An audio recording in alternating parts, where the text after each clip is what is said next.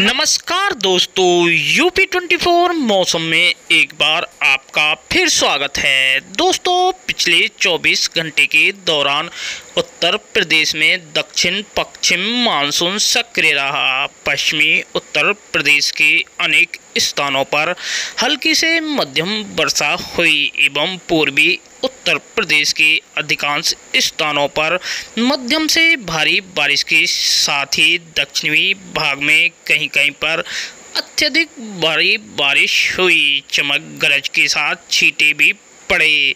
इसके अलावा पूरे यूपी में झोंकेदार हवाएं चली। ज़्यादातर जिलों में रिमझिम बारिश होने और तेज हवाओं के कारण अधिकतम व न्यूनतम तापमान में प्रभावी कमी दर्ज की गई है। आने वाले 4-5 दिन तक अधिकतम तापमान ऐसा ही बना रहेगा। वहीं मानसून में भी इसी तरह प्रभावी बने रहने के आसार हैं। मौसम विभाग के अनुसार शनिवार को उत्तर प्रदेश के करीब 50 जिलों में चमक गरज के साथ भारी बारिश तथा कुछ स्थानों पर तेज हवा चलने तथा बिजली गिरने की चेतावनी जारी की गई है। तो दोस्तों, मौसम की ताज़ा अपडेट के लिए बने रहें हमारे चैनल यूपी 24 मौसम पर। दोस्तों, अगर आप हमारे चैनल पर नए हो तो हमारे चैनल को लाइक, सब्सक्राइब तथा बेल बटन दबाकर अपने जिले व शहर का नाम बताना ना भूलें, ताकि मौसम से जुड़ी जानकारी हम आपको समय समय पर उपलब्ध करा सकें। मौसम विभाग ने अनुमान जताया है कि शनिवार को उत्तर प्रदेश के महुआ, झांसी, ललितपुर एवं आसपास के इलाकों में भारी से बहुत ज़्यादा भारी बारिश होने की संभावना है।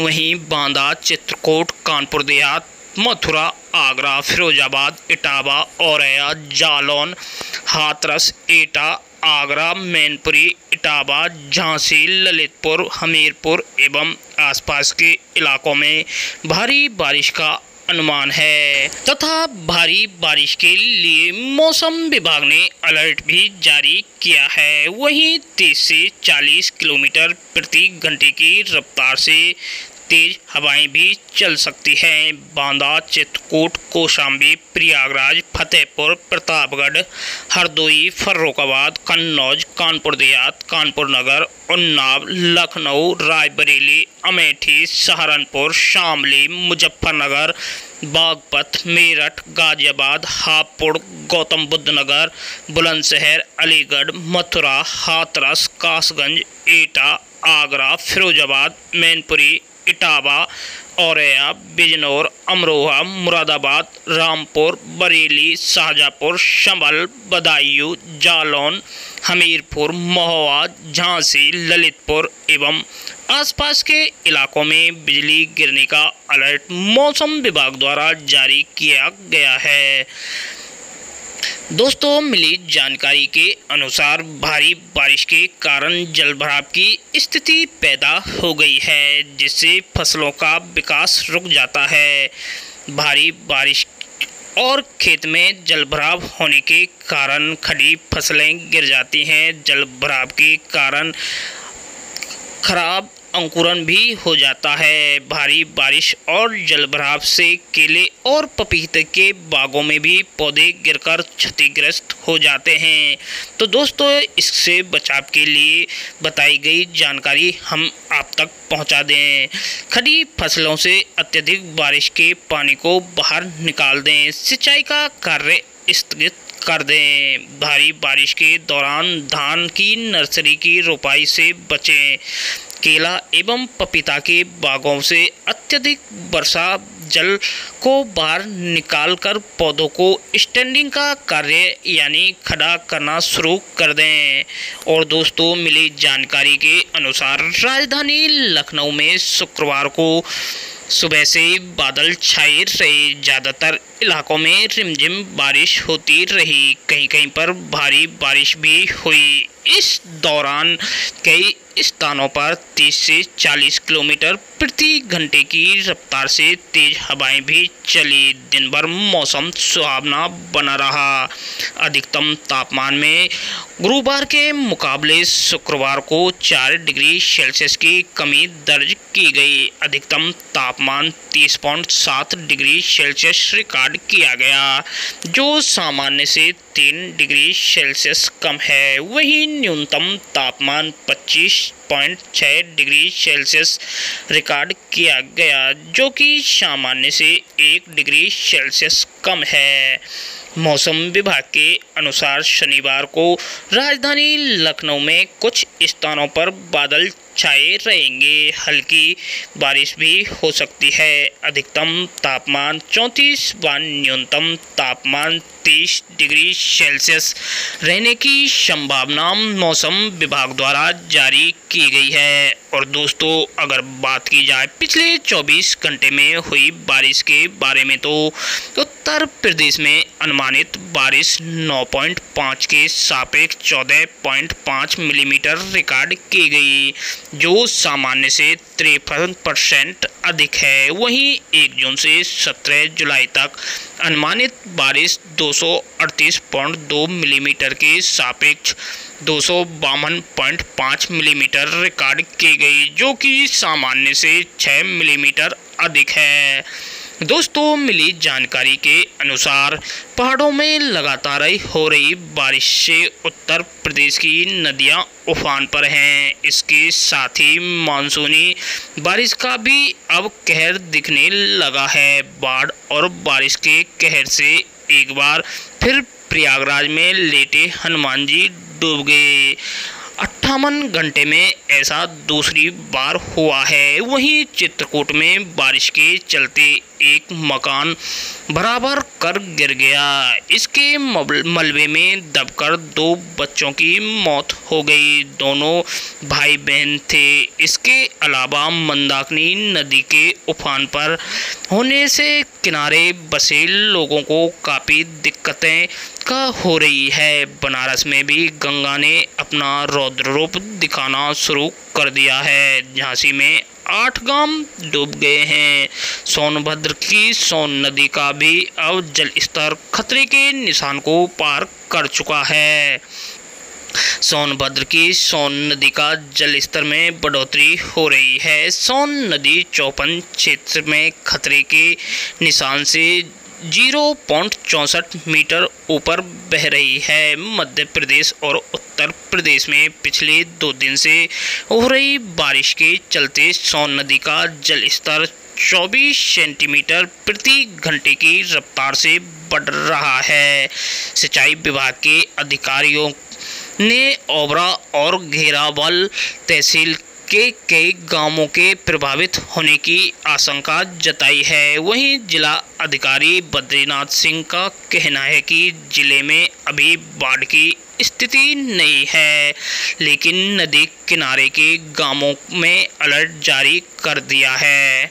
वहीं मिर्जापुर जनपद में 2 दिन से हो रही बारिश के चलते नदी नाले उफान पर हैं। कर्णावती नदी में बारिश का पानी आ जाने से बाढ़ जैसे हालात हो गए हैं। पुल पर पानी आ जाने से गांवों का संपर्क टूट गया है।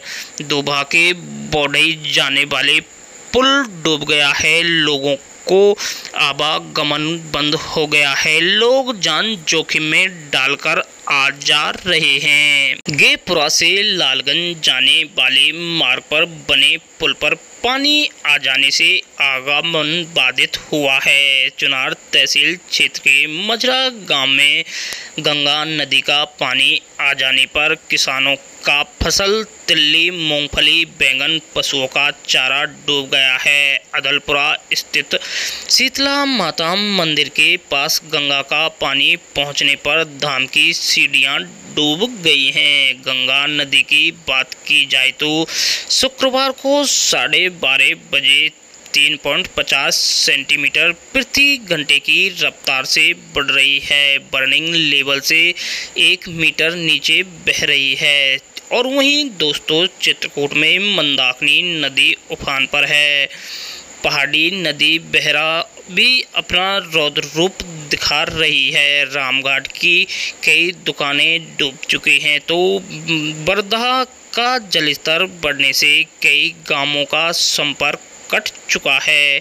पहाड़ी क्षेत्र में नदी रोड पर स्थित अनिल उर्फ रिंकू अपने 2 बच्चों के साथ परिवार के साथ रह रहा था। उसका पक्का मकान कई सालों से बरसात में चूर रहा था, जिसे वह बदलने की सोच रहा था, पर लगातार हो रही बारिश के चलते वह मकान नदी में बदल के कारण नहीं बदल सका और शुक्रवार रात 2:45 बजे मकान बराबर कर गिर गया, जिससे उसकी 5 साल की बेटी शिवांगी सिंह, 1 साल का बेटा शिवा की मौत हो गई। पत्नी सोनी सिंह को अस्पताल में भर्ती कराया गया है। काशी नगरी में गंगा का जलस्तर में बढ़ोतरी हो रही है। अन्य नदी में भी उफान पर हैं। ऐसे में वाराणसी में 1-2 दिन गंगा का जलस्तर में कमी दर्ज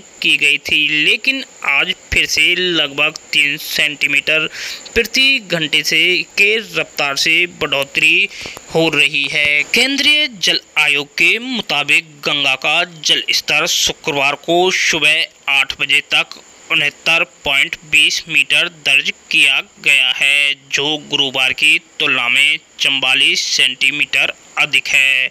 गुरुवार को गंगा के जलस्तर में कमी होने के वजह से 68.76 पर पहुंच गया था, लेकिन लगातार बांधों से पानी आने के कारण फिर से बढ़ने लगा है। गंगा के किनारे कॉलोनियों में भी पानी पहुंचने लगा है। वहीं गंगा की सहायक नदी वरुणा का जलस्तर में भी तेजी से बढ़ोतरी हुई है और रिहायशी इलाकों में पहुंचने की वजह से लोग असुरक्षित स्थानों पर अपना पलायन कर रहे हैं। श्रावण मास के पावन अवसर पर गंगा तट पर स्थित प्रसिद्ध लेटे हनुमान जी मंदिर में एक अलौकिक और दुर्लभ संयोग सामने आया, जिसने श्रद्धालुओं की आस्था और प्रकट कर दिया। बीते 48 घंटे में भीतर गंगा ने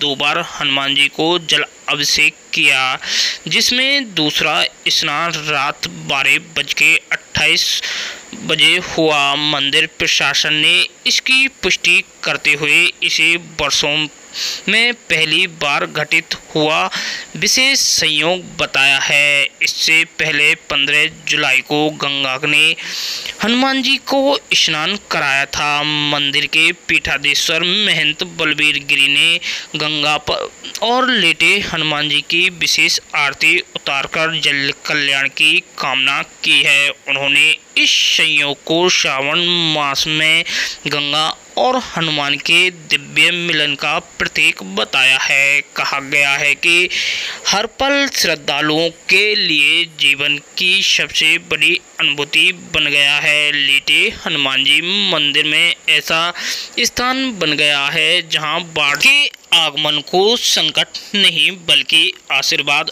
और पुण्य के रूप में देखा जा रहा है। हर साल गंगा हनुमान के गर्भगृह तक पहुंचती है, लेकिन इस बार खास बात यह है कि मात्र 2 दिन से भी कम अंतराल में 2 बार गंगा हनुमान जी को स्नान करा चुकी है। मंदिर से जुड़े पुजारी राजा तिवारी ने बताया कि यह संयोग सालों बाद घटित हुआ है।